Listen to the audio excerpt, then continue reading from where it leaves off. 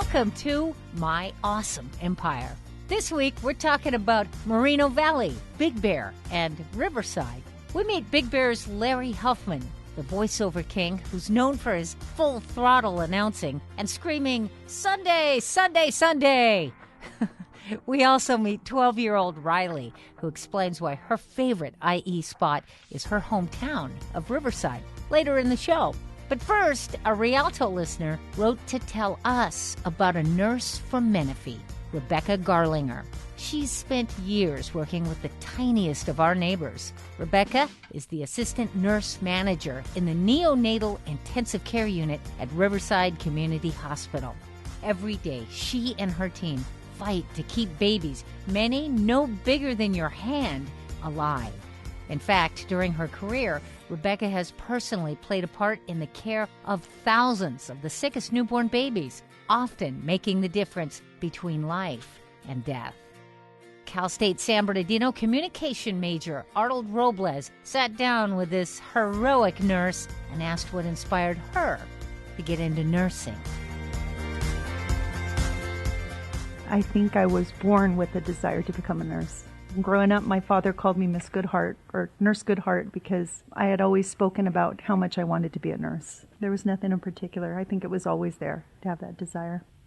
How did you end up working with infants?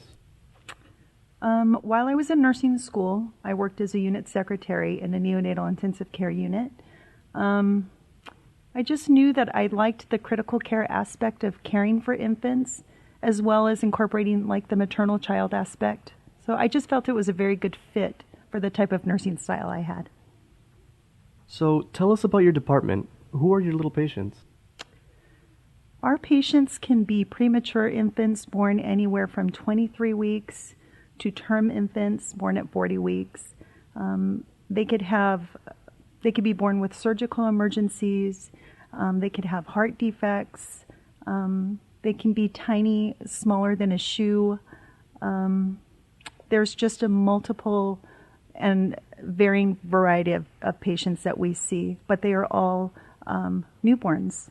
We generally don't accept any babies that are older than 30 days old, but we do readmit some babies from home with illnesses. What is the toughest part about working with such tiny babies? The most difficult aspect of caring for these tiny babies is probably getting over the initial shock of the size of these babies. But I think probably even more difficult than that is having parents come in for the first time, seeing their babies connected maybe to a ventilator, with monitors. That's pretty hard to see their response. You say the babies are small. How big are they? You know, we've seen babies probably around 500 grams. Just to give you an idea of how small their legs are, parents can put their wedding rings on their legs. And what are the issues that bring these babies into your unit? Well, if we're talking specifically about premature infants, these babies are born they're not ready for extrauterine life. They're not ready to be outside of the womb. So their brains are immature. They're still developing. Their lungs are immature. Their gut, their stomach, every aspect of their body systems is not suited for life outside of the mom's womb. So they can have problems with infection, chronic lung disease. These babies can be on ventilators for months. We always worry as neonatal nurses about the brain and brain development. These kids, their outcomes, depending on their hospital course, can be very poor. They can have high morbidity rates. They can have issues with blindness. They can have cerebral palsy. They can have learning disabilities. And sometimes the deficits you can't see as they get older. It takes time for these problems to manifest. So parents oftentimes don't know the quality of life that these children will have until maybe they're 3, 4 years old, or maybe even in kindergarten. Aside from the emotional stress, what is the most challenging professional aspect of your job?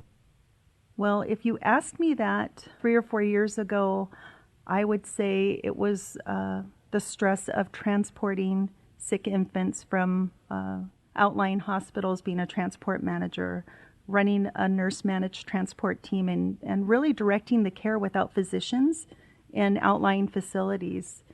That was incredibly stressful, but also incredibly rewarding. Now, in my new role as an assistant nurse manager, the biggest stressor for me is knowing that my team of nurses is delivering high quality of care. So some hospitals can't handle very sick infants.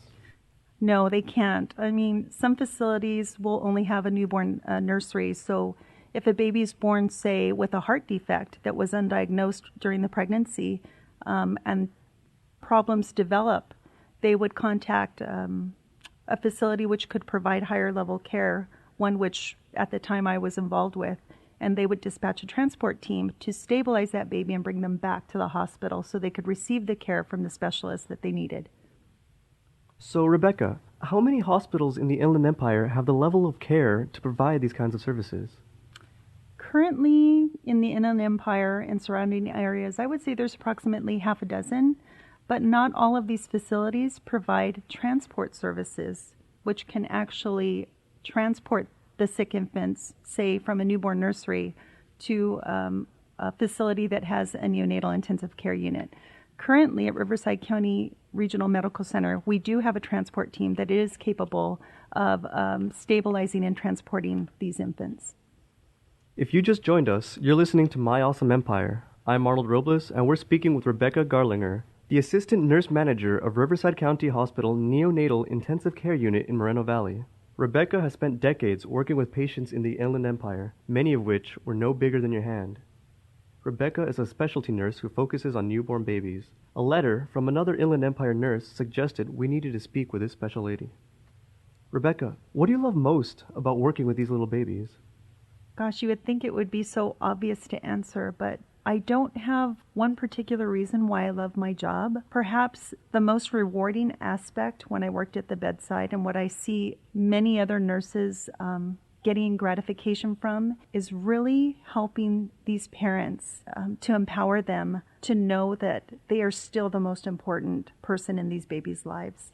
Oftentimes, parents get lost in the shuffle between the technology that we use to keep these babies alive, isolates, which most people know as incubators, ventilators, monitors, lines, and somewhere in there, there's a baby. This is where nurses can really shine because they're facilitators of that bond. If you think about it, we have altered something that is so natural and so beautiful, and now we have these babies in an artificial environment. The one thing that doesn't change is the role of the parent. So that's probably the most gratifying aspect of the job, is just helping those parents reestablish that bond with the baby. Do you have a single patient that stands out in your memory? Tell us about that. I do, actually. I remember caring for a micro-preemie, probably on his second day of life. I got to know the family pretty well during that time, and I had learned that prior to her having this baby, she had lost a baby previously and lost a child to cancer prior to that. And I just felt in my heart really compelled to be there for this family and to care for this baby throughout his hospitalization. And this child, if anything could go wrong during the hospitalization, it did go wrong. Nothing was perfect. Every day of his life was a challenge. And I remember there was probably 15 days in a row where I would get report and I would go to care for this baby and he would code. I mean, he would full on code. And I didn't know if when I went in that morning, it would be the day that that baby would leave or die. I didn't know. But the parents were so involved in this baby's care and they were so vocal and they were such good advocates for his care that this baby, who probably shouldn't have made it, defied the odds and made it. And, life isn't perfect for him. He has his obstacles. But that family loves him so much, and they are so appreciative for the care that we provided for him. But, really, I'm appreciative to that family for what they gave me, to see that bond and that love, and actually the bond that we've all established as a team. We did it as a team, but he stands out in my head the most. How old would he be now? I think that he's in middle school now. Have you ever seen a child years after you cared for them as a tiny baby? I actually go to his birthday parties. I still I'm in contact with that family to this day. Yes. Okay, that's awesome. Oh, man, okay. I didn't know it was cool until you said it. Now it's getting to me. Yeah. I'll show you pictures of him. I have pictures of him. Okay. Yeah, I can show you. If I had an infant that suddenly became seriously ill, would you say that the Inland Empire is a good place to find expert medical care? Absolutely. You have one of the biggest children's hospitals here in the IE. You also have facilities like Riverside County Regional Medical Center, which is able to dispatch a team at a moment's notice to pick up and transport a baby and stabilize that baby in a very, very safe and environment that's very high in clinical expertise for these babies. Rebecca, would you say that neonatal nurses in the Inland Empire are up to par with those in the rest of the country? Absolutely. You mentioned the little boy earlier. How do hospitals and nurses help terrified parents when their child is in a local NIC unit? When a child is that sick? We practice something that's called family-centered care. With family-centered care, we're not just addressing the baby's needs, but the parents' needs. So if that means that I need to step away from the bedside with that mom and give her a hug or tell her that it's not her fault, because so many of these women have enormous guilt because they couldn't carry the baby to full term, or because their baby was born with a genetic anomaly. And many times it's not expected. If we can do that, just make them feel less guilty and talk them through the illness and give them the information that we need, then we find that these parents are able to function a little bit better while they're there. The information kind of helps them. It's not the unknown anymore. We can kind of include them in the care, let them know what we need to do, and so that it's not such a scary place anymore. But I think a lot of it is just validating their feelings and letting them know that it isn't the storybook ending where we thought this baby was going to be, the new addition to the family. It's almost like it's something completely unanticipated. It's so contra to nature. It's very unnatural. So we kind of have to reestablish their roles as parents and get them through it. And I think that that's how we address their fears. And that's how we get them to be involved again in their babies' cares and take ownership of their babies. And a lot of that means nurses have to step away and let the parents be parents. Rebecca, you work some long hours. Tell me what you feel when you walk out of the hospital at the end of the day. Well, back in the day when I did transport, it was emotionally, physically fatiguing. But when I would do transports, as tired as I was, I knew that my work was directly impacting that baby, something that I did with my team. And there was no greater feeling than that in the whole world. Some days were better than others. Some babies fared better than others, but I knew that the work I was doing was incredibly important for the families and for that baby. And now in my role in management, it's exhausting because, as I said, I feel responsible for many of these new nurses that have come into the neonatal intensive care unit. And I hope and I pray that they can feel my passion as their supervisor, and that impacts their work as well. That's my hope, and that's how I go home feeling every night I leave the unit. Could you imagine yourself doing anything else? Not for 1 minute.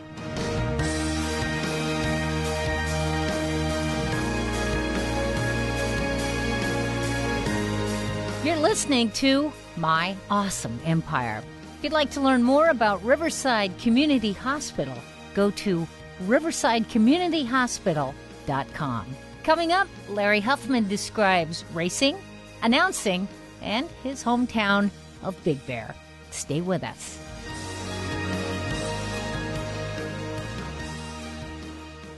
Would you like to open up your home and share the American culture with an international student?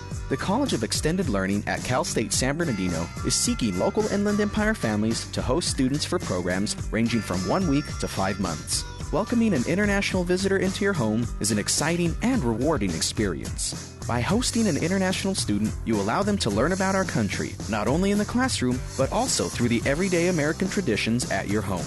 This opportunity provides invaluable education to both host families and students, while creating memories and friendships that will last a lifetime. Homestay families are asked to include students into their normal family activities. If this sounds like something you may be interested in, please apply online at cel.csusb.edu/IEP and click on the host families link, or call 909-537-5980. That's 909-537-5980. Help make a difference in an international student's life today.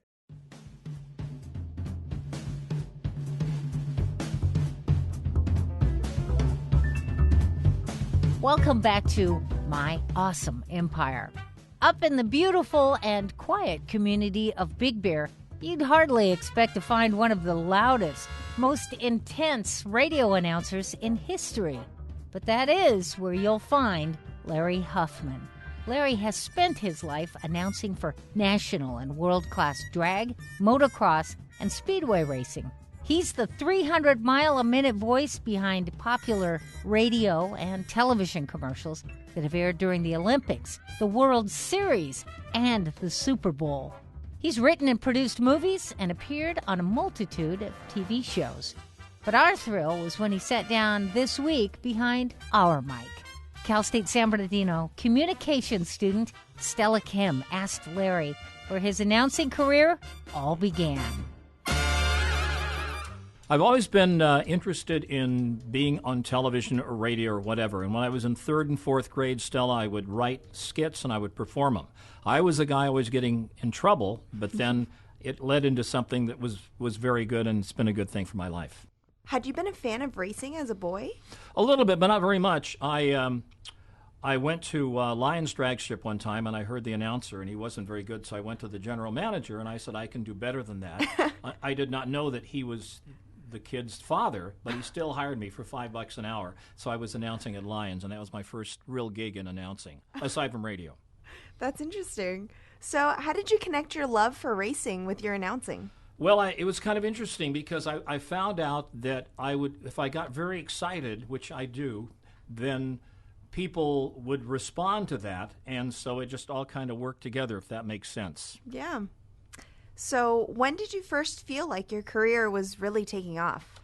Probably after I got fired in radio, and I was out on the street looking for work, and I started knocking on doors, and I started getting picked up for doing announcing jobs. I got picked up by Fantasy Island. They heard me at the Super Bowl of motocross, and they called me and said, can you do some parts on Fantasy Island? And I did that, and that led to more television. And I guess you could say that was where it started to take off. Before that, I was selling plastic droppings to shy dogs. It was very difficult.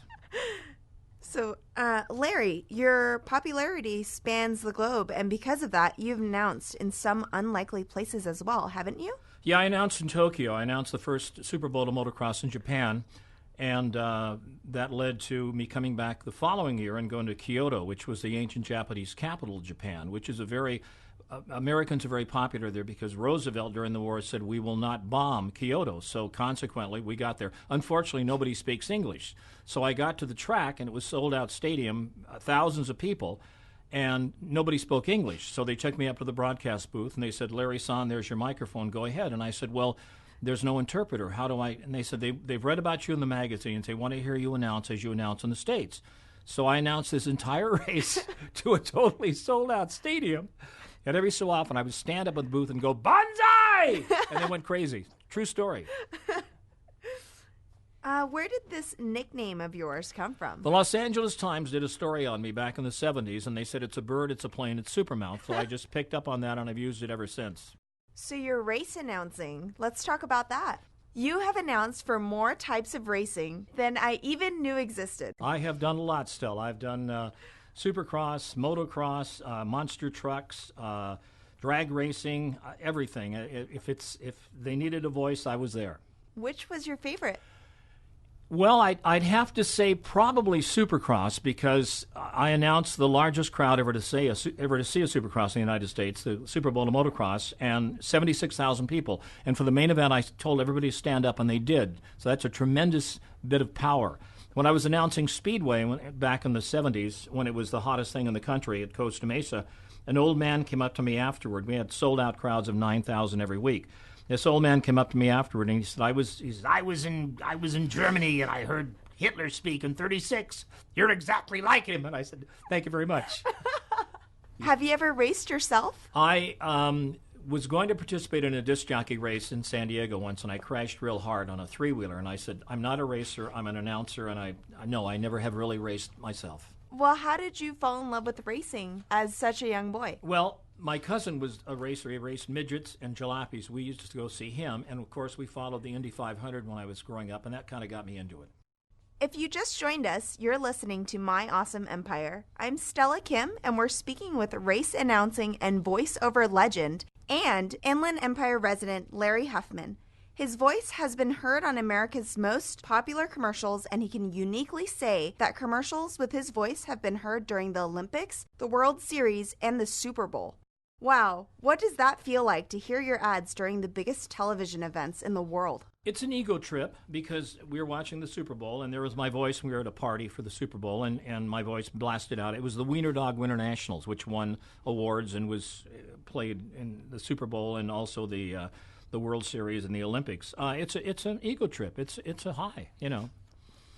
I think it's very impressive. Cool, thank you. What kinds of projects are you working on currently? I'm semi-retired. I'm doing a few commercials here and there, and I just got back from Vegas where I emceed the banquet for the Off-Road Motorsports Hall of Fame induction, and it was a trip. It was a lot of fun. So I'm working, about as hard as I want to, Stella. In this long career, there must have been a lot of great moments. Well, as I said, Stella, the Super Bowl of motocross, 76,000 people, biggest crowd ever. I asked them to stand up for the Maine. They did. I got hired by the producer of Fantasy Island, and I had a role on Fantasy Island, and I also did a number of other shows. So they called me and they said, we want you at Universal this Monday. We want you to narrate something, and I think it was Knight Rider.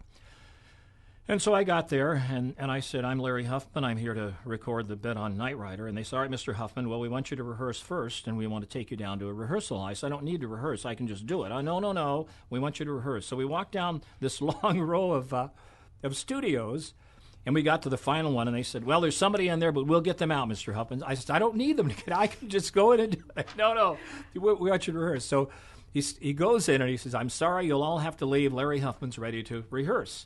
So I hear this rustling of chairs, and out walks Alan Alda and his whole staff from Four Seasons.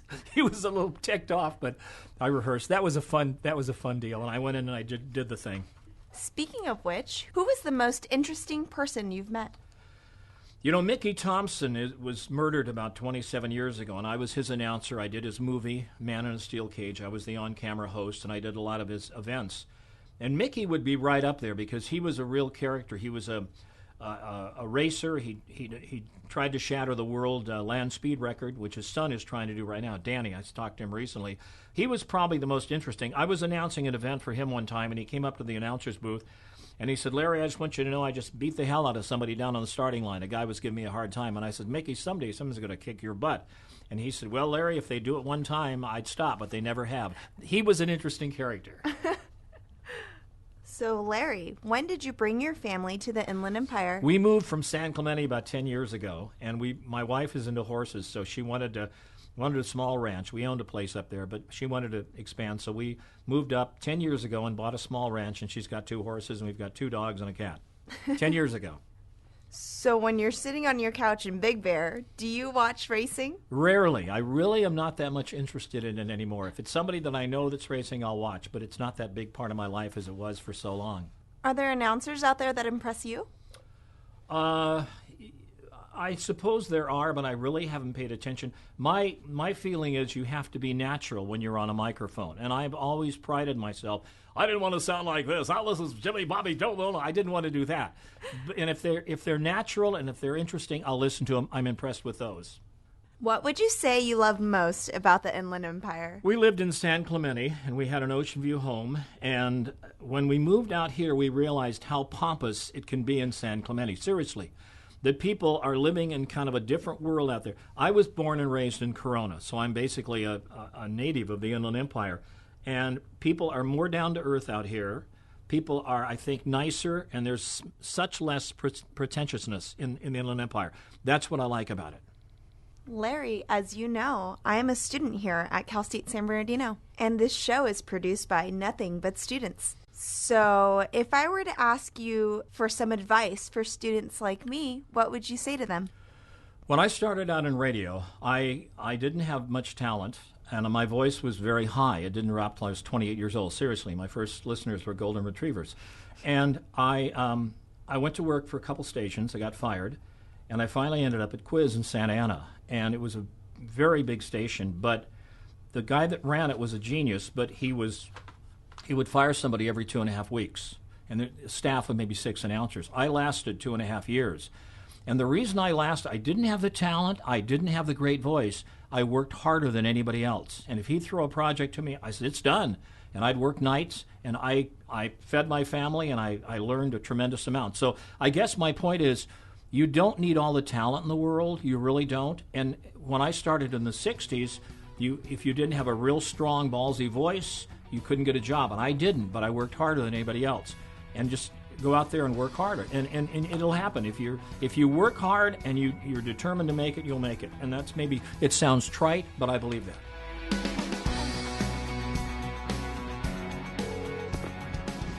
Mary? Yes? Larry Huffman here with fantastic news about an incredible deal. Right now is the best time for an all-out, action-filled, totally outrageous date with me. Oh, gee, I'm sort of busy. It's the holiday season and the lines have never been shorter. Well, you see, Larry... You'll be amazed at the incredible action when we ride the Revolution, Free Fall, Roaring Rapids, and the granddaddy of them all, Colossus! Oh, gee, Larry, I'd like to, but... Then we'll grab something to eat, and you'll watch in amazement as I perform the wildest daredevil moves ever seen on a hot dog! Oh, lunch would be nice. If you've gone out with me before, you know what it's like. But if you haven't, I've got to be seen to be believed. Well, I guess we could go find it. Right. You're listening to My Awesome Empire. 12-year-old Riley claims the coolest spot in Southern California is Riverside. We find out why in just a moment. Start college as a student. Start growing as a leader. Start your career as an officer. Start strong. When you register to take Army ROTC course electives, you'll be on the path to leadership. You'll also learn lessons that go beyond the classroom. And as an Army ROTC cadet, you may be eligible for full tuition scholarship and a monthly allowance of up to $500. When you graduate and complete Army ROTC, you will leave ready to lead as an officer in the U.S. Army, Army Reserve, or Army National Guard. To find out more, visit your Army ROTC representative. Contact Army ROTC San Bernardino at 909-537-5533 or visit armyrotc.csusb.edu for more information. There's Strong, and then there's Army Strong, paid for by the United States Army.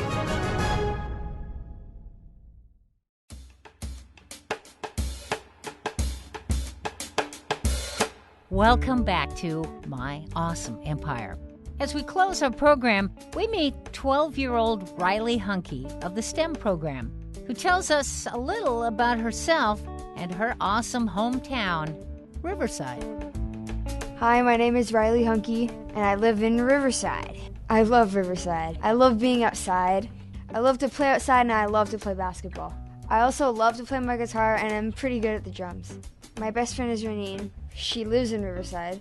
You know what else is in Riverside? The Mission Inn. And the Mission Inn is totally beautiful. I go to school at the STEM Academy, and that's in Riverside. My favorite subject is humanities. Humanities is a combination of social studies and language arts, and I love it. My teacher's name is Miss Higgins, and she's pretty cool.